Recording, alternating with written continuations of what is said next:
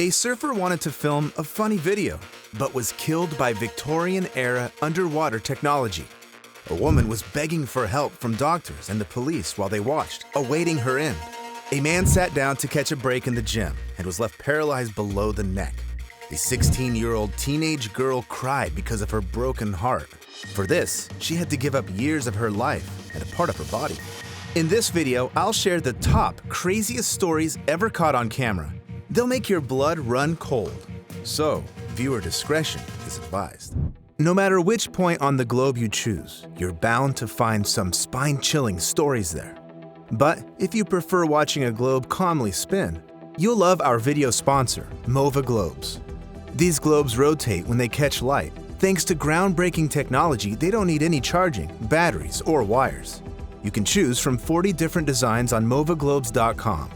These include not only our planet, but also celestial objects, using NASA graphics and famous works of art. They are a perfect gift for the person who has everything. And with the promo code ECHOES, you'll get 10% off your order. So click the link in the description. Now, let me tell you about people from different points on the globe whose stories can terrify even my regular viewers. Jacob Cockle, a British surfer, was leading a flamboyant and fulfilling life despite his deep dyslexia. This disorder affected his reading, writing, and speaking ability. So, Jacob chose video making. The man had plenty to show since he was into extreme sports. For May 28, 2004, he planned to film something special. For this, Cockle went to the English country of Cornwall, the small town of Hale, located near Carnshaw Pool. The extreme enthusiast was interested in the phenomenon that appeared in the reservoir only a few times a year, a whirlpool. He wanted to ride a water wave and took a comedy prop with him, a horse mask. Cockle was doing it at his own risk, as the signs nearby warned him of danger.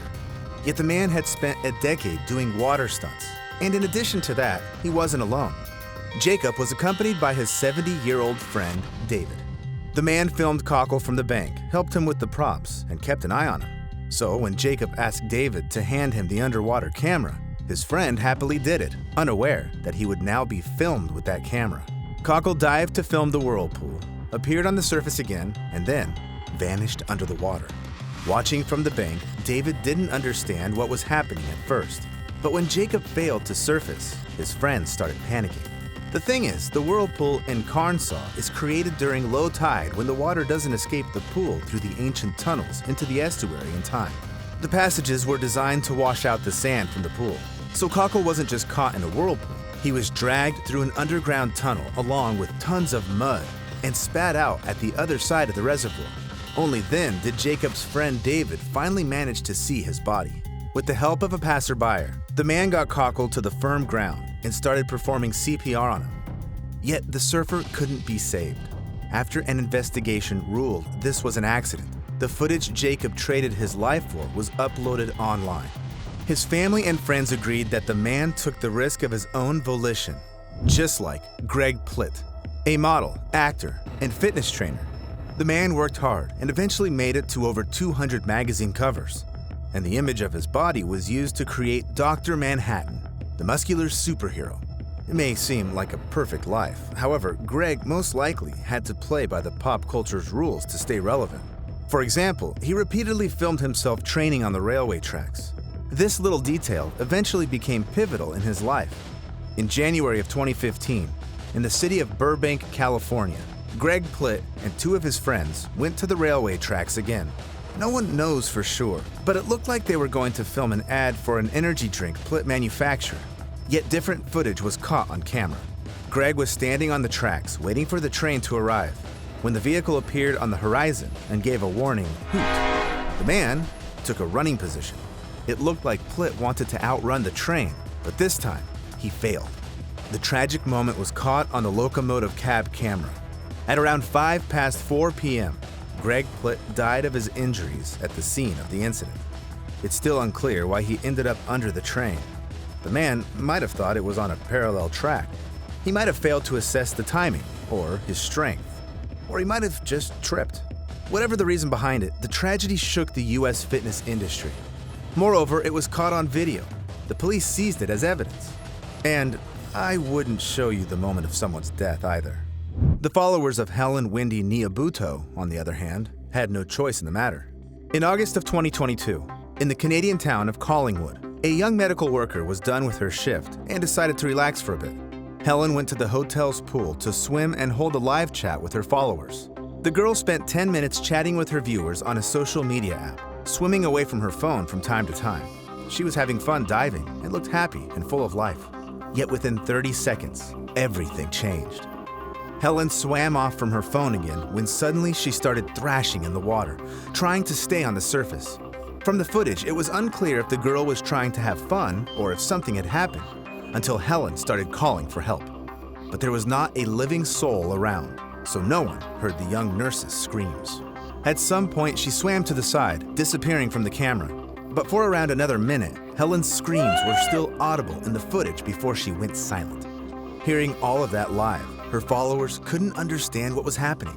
Had the girl left the pool from the other side to pull a prank on them? But time was passing, and Helen didn't reappear in the video. However, the live stream continued, and only after over 3 hours did other people appear by the pool. Clueless, the man entered the pool at first, but then he noticed something strange in there and decided to exit. It looks like a real person. And only when the hotel administration arrived at the scene, it became clear Helen Wendy had drowned in the pool. But what could have happened so fast to a healthy young girl? I still have no answer to that question. Maybe she had a cramp, panicked, and failed to stay afloat. The girl might have experienced a heart attack since she worked hard to support not just herself, but also her 5 siblings and father, who lived in her native Kenya. Not only had they lost a loved one, but they also saw her tragic death on video since the footage went viral around the world.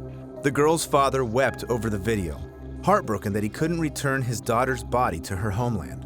According to Kenyan traditions, a person should be buried where they'd been born, but repatriation would cost approximately $38,000, which was an impossible sum for the Niabuto family. Eventually, the people who cared helped raise the funds, and Helen's body was returned home. Yet the eerie footage of the last seconds of her life is still circulating the web, and this tragedy's details remain unknown. Unlike the story of Lisa Edwards, happening before the sight of many cameras and the police. It happened when the woman was 60 years old already. A few years earlier, Lisa had a stroke and moved into a nursing home. Eventually, the woman decided to return to her native Knoxville and live there with her friend. However, the moment Edwards arrived at the airport, her condition deteriorated and she was taken to the hospital. On the following day, the woman was discharged, but she still felt unwell and decided to go to a local medical center. There, Edwards was examined again and discharged the following morning. Yet, when the woman refused to leave, the hospital workers called the police. What ensued? Well, look for yourselves. Lisa Edwards told a policeman she felt poorly and was unable to move. I can't walk. Oh, why can't you walk? I had a stroke on my left side and my ankle fractured. However, law enforcement officers were skeptical of her words. A stroke survivor couldn't possibly be kicked out of a hospital, could they? So, at first, the officers implored Lisa to leave the hospital premises. And then they decided to take her to jail. When the woman continued saying she was feeling bad, they parked a van for transporting detainees near the building and started literally shoving the woman inside. She was unable to walk and struggling to breathe, and warned the officers about it repeatedly. My ankle. Can't breathe. Yet the policeman only screamed at Lisa, saying that the doctors told them the woman was all right. Get up. Use your legs. We'll stop. Now you're starting to piss me off. Get up. This torture and humiliation continued for almost half an hour. The officers didn't stop even when Edwards was begging for help and saying she was dying. I'm gonna die. Not going to die. Moreover, when the woman fell to the ground, instead of helping her, the police officers just kept screaming at her. Don't you dare fucking throw yourself on the ground. Oh my God. Ultimately, they left Lisa to lie on the pavement, ignoring her cries for help. The woman suffered like that for almost an hour. After this, the police officers forced the half-conscious Lisa into the back seat of the patrol car. The woman was suffocating and begged to at least be helped to sit down. But the policeman didn't even do that. Some of Lisa Edwards' last words before being taken to jail were, "How can you kill me?" After 10 minutes on the road, the driver noticed the woman in the back seat had disappeared from sight and wasn't making any sounds anymore. As it turned out, Lisa had gone unconscious. Sit up. 20 to 41, is it your prisoner that's unconscious? The police officers had to return the woman to the hospital, where she died on the following day of a stroke. When footage from the policeman's chest cameras were leaked online, the public was indignant and started demanding justice. The police department investigated the case and produced a 900-page report, according to which none of the officers were responsible for Lisa Edwards' death. However, 3 of them were punished for breach of discipline. 1 was demoted, another was suspended for 10 days without keeping his pay, and the 3rd one was suspended for 4 days. On November 12, 2022, a team of pit bikers arrived at a sports base in the Russian town of Abrau-Durso. The hilly local terrain was perfect for extreme rides in the open. However, for 38-year-old Mel Blumenfeld, for whom motorsport was literally life, this was going to be an incredibly difficult trial. He'd been training since he was 14 years old, was a regular participant in competitions, and had colossal experience. Yet on that day, he made the biggest mistake in his 24 years of practice. Mel and his friend stopped on a narrow path at the very edge of a cliff overlooking the sea. The man was just about to ride toward his friend, who was filming him, when suddenly he slipped. And in the next moment, Blumenfeld fell off. His friend rushed to the edge of the abyss and was at a loss for words. Mel rolled down the slope of the tall hill, crashing against the spiky rocks, until he disappeared. When the medics arrived at the scene, they could only verify the man had died on the spot. Blumenfeld's 2 children remained fatherless. Moreover, they, along with the motorcyclist's widow, saw the moment of his death with their own eyes, since the video was shared online. We are literally surrounded by cameras everywhere, so any dramatic event may end up in the footage, even if no one has any idea it's happening. That's what happened in the small Brazilian town of Juazeiro do Norte. On August 4th, 2023, 42-year-old Reelo Silva, who'd been working out at the gym for 8 years, came to another training session. After completing an exercise, De Silva decided to rest for a bit. He walked past the machine he just worked with and then sat on its edge. In a few seconds, the unexpected happened. A 150-kilogram lever fell right into the man's neck. The other gym visitors immediately rushed to help Da Silva and called the ambulance. Yet his spine injury turned out so complex that the doctors warned everyone right away. The probability of the man ever walking again was less than 1%. However, the Brazilian's 4-hour-long surgery went well. He spent another 6 days in the hospital and managed to sit. The reason for this tragedy is unclear. In the video, you can see Da Silva use a special lever to secure the machine. The gym employees claimed the machine was in perfect condition, and the gym itself had just undergone certification. Yet the owners immediately offered Reelo financial assistance and all imaginable help. As a result, in 4 months, Da Silva was able to go back to training. The man managed to bounce back to the extent that he can now freely do chest, shoulder, triceps, biceps, and back exercises. But even this is not all.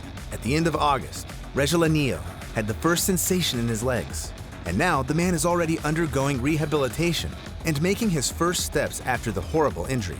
Yet sometimes harsh trials like this help people feel their life more intensely, even if it had seemed over before. The young Kennedy Dyke was suffering from a breakup with her boyfriend. Try to remember how that feels when you're 16.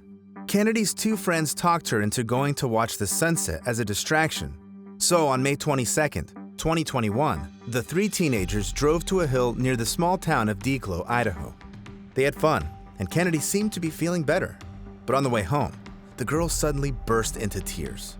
While in the driver's seat the following moment, the teenager lost control and the car skidded off the road and hit a telephone pole. The impact was so powerful that the car was squashed, and Kennedy was flung to a height of 9 meters. When the first witness arrived at the scene and called the emergency services, it became clear what had happened to the girl. There is a girl hanging by her broken leg from the telephone wire. As it turned out, Kennedy got stuck on the telephone wire. Moreover, she was electrocuted. But this was the exact thing that didn't let the girl die on the spot. The thing is, Kennedy had sustained extremely serious trauma to the hip bone and the left arm. But by some miracle, the wire put pressure on the broken leg's artery, and the electricity baked the wounds on her arm. However, the teenager had to spend an entire hour hanging down like that. The girl's two friends also got thrown out of the car, but their condition wasn't as critical. Kennedy, on the other hand, was hallucinating that God was calling her on the phone, and she was saying farewell to life. So, when the rescuers finally reached her, the girl thanked them for trying to help her. However, the doctors continued fighting for her life at the hospital.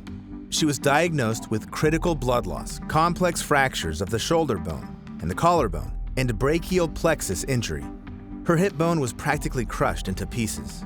Kennedy Little Dyke spent long months at the hospital, but she survived. The girl's trials were only just beginning.